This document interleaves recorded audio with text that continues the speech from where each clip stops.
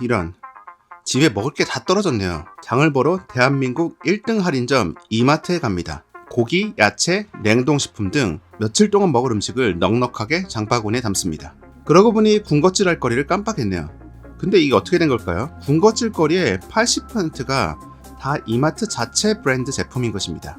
그렇게 땡기진 않지만 별다른 초이스가 없으니 장바구니에 서너 가지 과자를 담습니다. 약간 찝찝하긴 하지만 익숙해지면 이마트 거도 먹을만 하니까요. 안녕하세요, 스키머 웨스트의 션킴입니다. 갑자기 무슨 과자 얘기냐고요? 사실 과자라는 글자를 영화로 바꾸면 그게 바로 우리나라 극장 상영의 현실을 말해주고 있는 것입니다. 얼마 전에 개봉했던 어벤져스 엔드게임의 최고 상영 점유율이 무려 80.9%를 기록했습니다. 다시 말해 스크린을 10개 가진 극장에 가면 8개 스크린에서는 엔드게임을 틀고 있었다는 것이죠. 디즈니와 같은 글로벌 대기업의 횡포가 아니냐라고 오해할 수도 있는데 신과 함께 부산행 등도 60% 가까운 스크린 점유율을 유지하며 1000만 클럽에 조인했습니다.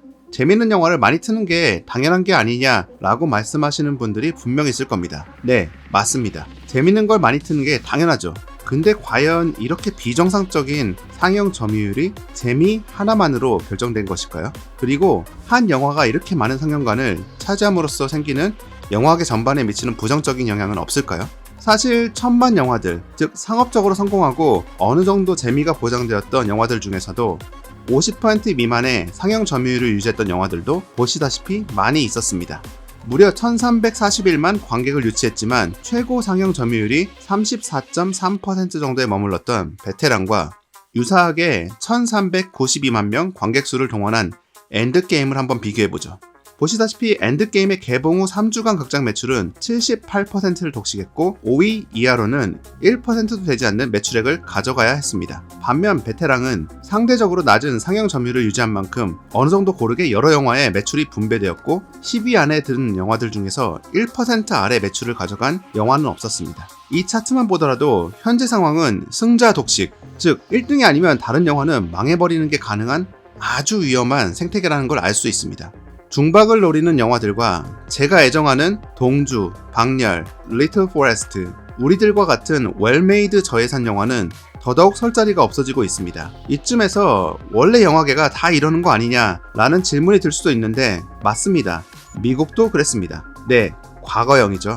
미국도 1940년대까지는 이랬습니다. 이러한 생태계가 파라마운트 케이스라는 사건으로 인해 확 사회 문제로 대두되면서 변화하게 되는데 이를 먼저 알아보죠.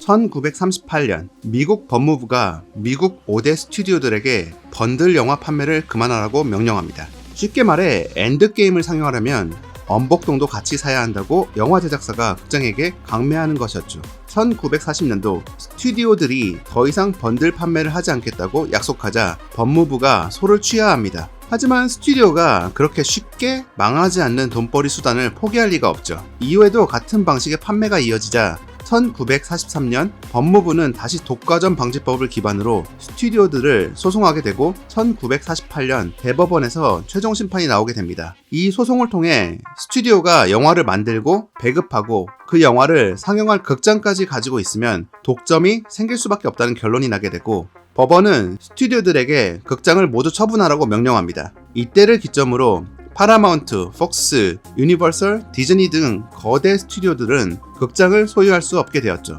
영화의 투자, 제작, 배급을 담당하고 극장까지 가지고 있는 회사들이 한국의 극장가를 좌지우지하고 있는 상황은 마치 1948년 이전의 미국과 비슷한 상황이라 할 수 있습니다.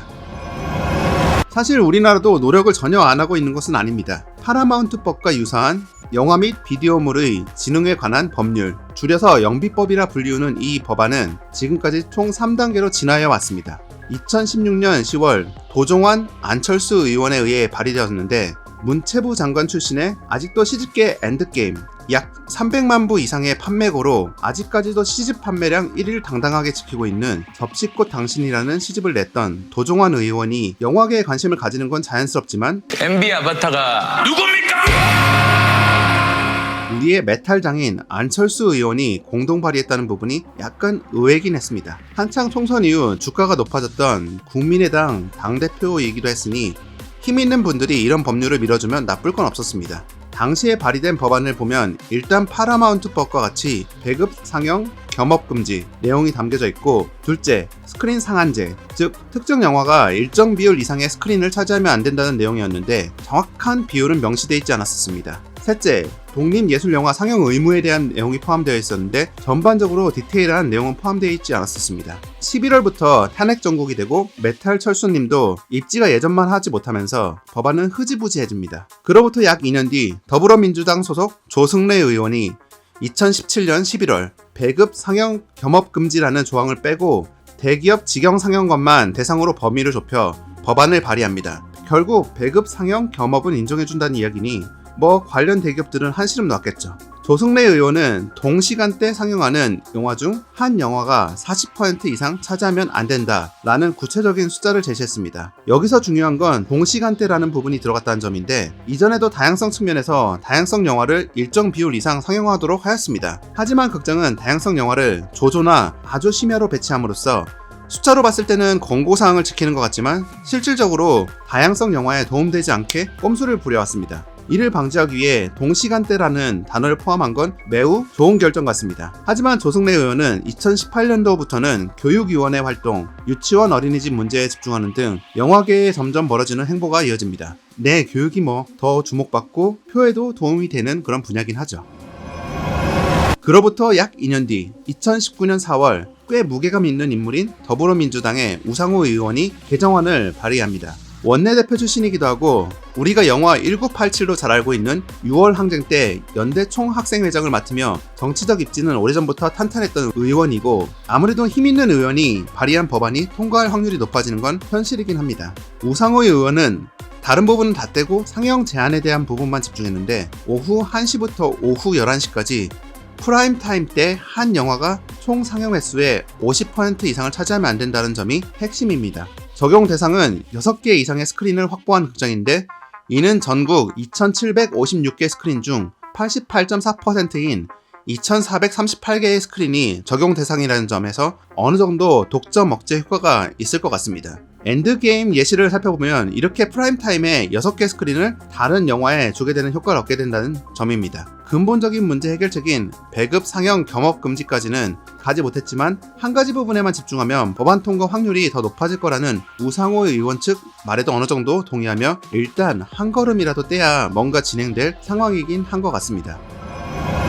상영 기회가 조금 더 열리면 제작업계와 배급업계에게는 희소식이겠지만 많은 사람들이 찾고 있는 영화만 집중적으로 상영할 수 없게 된 극장업계 쪽은 분명 볼멘 소리를 할 것입니다. 이를 핑계로 극장표나 팝콘 가격을 높여 소비자가 손해보는 상황이 오지 않으려면 프랑스의 예시처럼 영화진흥기금으로 극장에 약간 지원해주는 방법도 있을 거라 생각합니다. 앞에서 이야기했듯이 전 이러한 저예산 독립영화들을 계속 보고 싶습니다. 그리고 광화문 시네마와 같은 독립 제작 배급사도 꾸준히 자신들의 영역에서 활동을 이어갈 수 있는 생태계면 좋겠습니다. 스토리를 어떻게 만들어가면 좋고 어떤 촬영이 잘된 촬영이며 이렇게 편집하면 좋다와 같은 이야기도 중요하지만, 현재 업계에서 일하고 있으신 분들, 그리고 앞으로 영상업계에서 일할 모든 예비 영상가들 모두 저를 포함해서 대부분 법알못이지만 그래도 아주 가끔은 업계에 큰 영향을 끼칠 만한 법률이 어떻게 진행되고 있느냐 신경 쓸 수 있는 마음의 여유가 있으면 좋겠습니다. 결국 우리가 일하는 환경을 가장 눈에 띄게 바꿔주는 건 이런 법률이 통과됐을 때가 아닌가 싶습니다. 다양성이 보장된 생태계가 구축돼야 점점 공격적이고 더 많은 물량으로 들어오는 헐리우드 블록버스터들에 대한 나름의 면역체계가 생길 거라 생각하며 오늘의 영상을 마치겠습니다. 영상을 꾸준히 이어나가는데 힘을 보태고 싶다면 구독과 좋아요 부탁드립니다. 오늘의 영상은 여기서 마치겠습니다. 스키몬 웨스트의 션킴이었습니다.